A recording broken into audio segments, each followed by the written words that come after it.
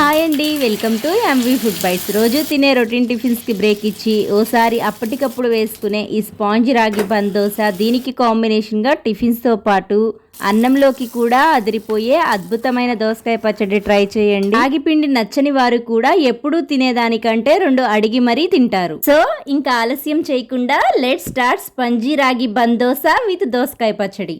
ముందుగా రాగి బందోస కోసం కప్పు రాగి పిండి, అరకప్పు వరకు బొంబాయి రవ్వ, కప్పు లైట్ పులుపు ఉన్న పెరుగు వేసి ఓసారి కలిపి ఇలా కలుపుతున్నప్పుడే కప్పు వరకు వాటర్ పోసి అంతా బాగా కలిసేలా కలిపి మూత పెట్టి 15 నిమిషాలు పక్కనుంచండి.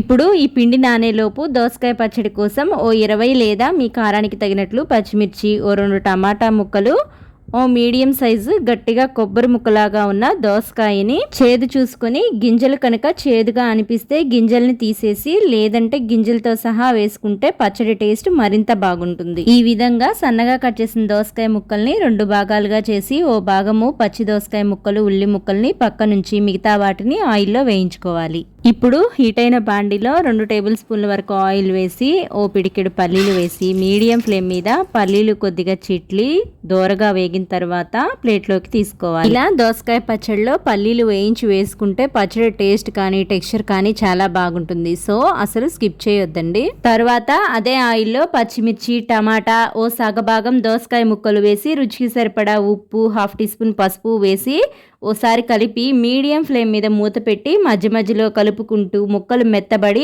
ఆయిల్ బయటికి వచ్చే వరకు వేపిన తర్వాత ఇప్పుడు ఇందులోకి పచ్చిమిర్చి కారానికి తగినట్లుగా ఒక గోలీ సైజు చింతపండుని మధ్యలో పెట్టి ఓ నిమిషం మగ్గించాలి. ఇక్కడ నేను చింతపండుని పెట్టే క్లిప్ మిస్ అయ్యిందండి. మీరైతే ఖచ్చితంగా ఒక గోలీ సైజు చింతపండుని ముక్కల మధ్యలో పెట్టి ఓ నిమిషం మగ్గించారంటే చింతపండు మెత్తబడిపోతుంది. ఇప్పుడు స్టవ్ ఆఫ్ చేసి ఈ ముక్కలు చల్లారేలోపు ఒక మిక్సర్ జార్లో 4-5 వెల్లుల్లి రెమ్మలు, 1 టీ స్పూన్ జీలకర్ర, ముందుగా వేయించి పెట్టుకున్న వేరుశనగ పప్పుని కూడా వేసి ఒక్కసారి కోర్సుగా బ్లెండ్ చేసి చల్లారిన దోసకాయ, పచ్చిమిర్చి ముక్కల్ని కూడా వేసి మెత్తగా బ్లెండ్ చేసి ఒక గిన్నెలోకి తీసుకొని ఇప్పుడు ఈ పచ్చడిలోకి మనం ముందుగా కట్ చేసి ఉంచుకున్న ఓ ఉల్లి తరుగు, దోసకాయ ముక్కలు, సన్నగా తరిగి ఉంచుకున్న కొత్తిమీర కూడా వేసుకొని ఒకసారి కలిపేసి ఇప్పుడు ఈ పచ్చడి రుచిని పెంచే పోపు కోసము హీట్ అయిన బాండిలో 2 టీ స్పూన్ల ఆయిల్ వేసి కొద్దిగా ఆవాలు, జీలకర్ర, మినపప్పు, ఓ 2 ఎండుమిర్చి, 2 రెమ్మల కరివేపాకు వేసి దోరగా వేయించి దోసకాయ పచ్చడిలో వేసి కలిపారంటే మనకి ఎంతో టేస్టీగా ఉండే దోసకాయ పచ్చడి రెడీ అయిపోతుంది. ఇప్పుడు 15 నిమిషాల ముందుగా నానబెట్టుకున్న రాగి పిండిని మిక్సర్ జార్లో వేసి మెత్తగా